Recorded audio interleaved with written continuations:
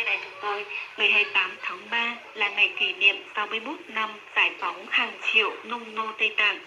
Những ngày qua, các dân tộc, các xứ Tây Tạng triển khai hoạt động giáo dục phổ nghĩa yêu nước như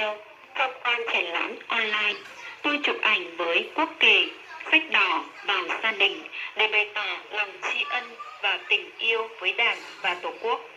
Triển lãm online của nhà kỷ niệm giải phóng hàng triệu nông nô Tây Tạng mới đây mở cửa cho đông đảo cư dân mạng, trở thành cơ sở giáo dục chủ nghĩa yêu nước trực tuyến mới của Tây Tạng.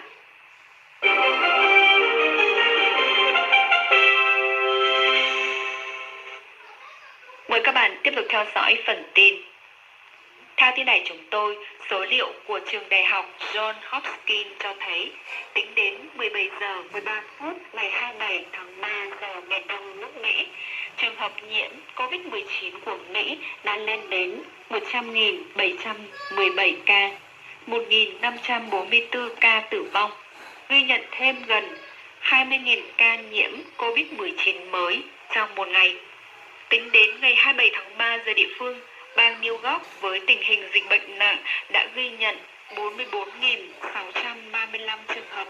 số người tử vong lên đến 519 người. Các trường học tiếp tục đóng cửa cho đến ngày 15 tháng 4. Chiều 27 tháng 3 giờ địa phương, Nhà Trắng Mỹ ra thông báo cho biết Tổng thống Mỹ Donald Trump đã ký một bản ghi nhớ Tổng thống, tuyên bố sẽ đề nghị công ty General Electric sản xuất máy thở.